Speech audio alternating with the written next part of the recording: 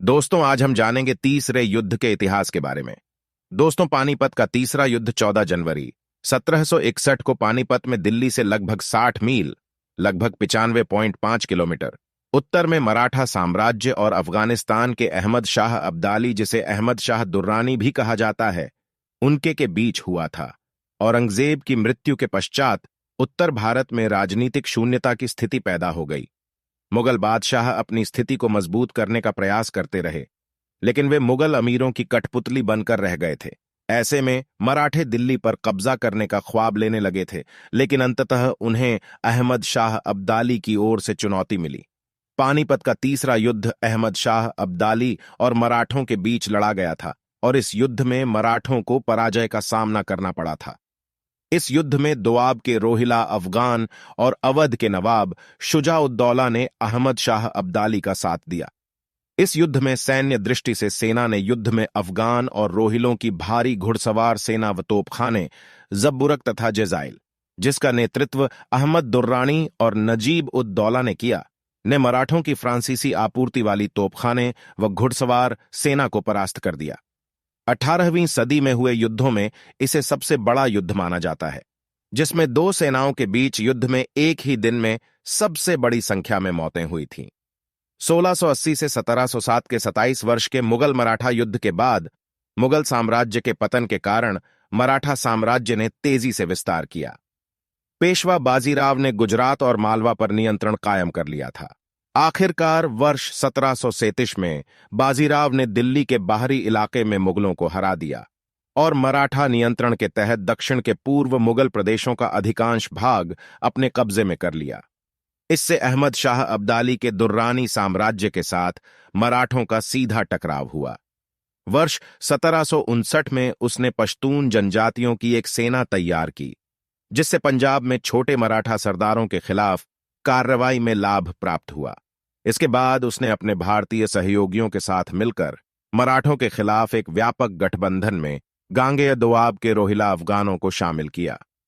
मराठों के साथ साथ अफगानों ने भी अवध के नवाब शुजा-उद-दौला को अपने शिविर में शामिल करने की कोशिश की।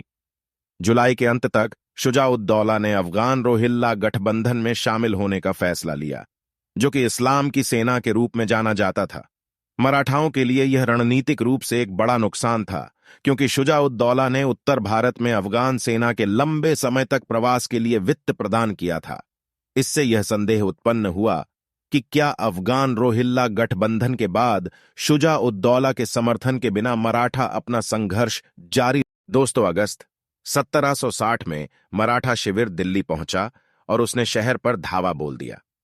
इसके बाद यमुना नदी के किनारे एक मुठभेड़ और कुंजपुरा में एक युद्ध हुआ, जिसमें मराठों ने लगभग 15,000 की अफगान सेना को हराकर युद्ध जीत लिया।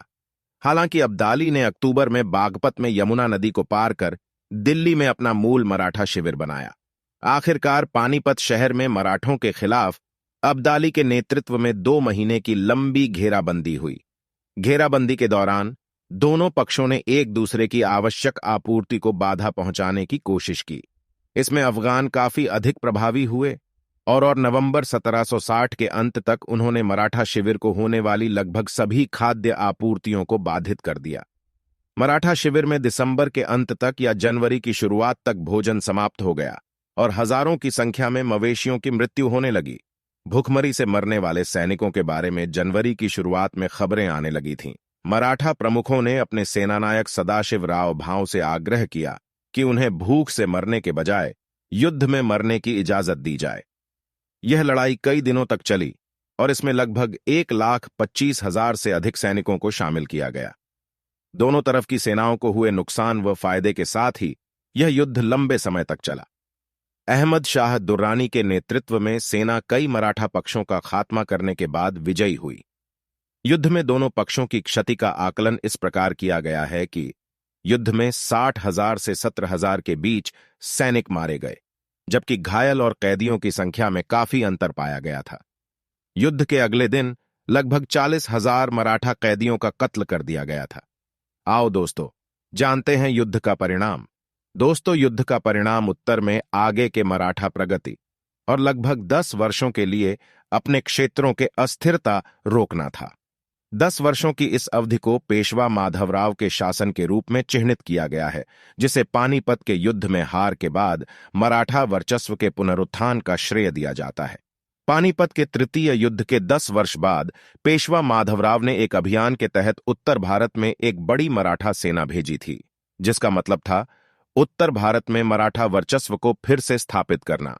अफगानों के साथ या तो पक्षपातपूर्ण विध्वंस शक्तियां जैसे रोहिलों या पानीपत के युद्ध के बाद मराठा वर्चस्व को हिलाकर रख दिया था।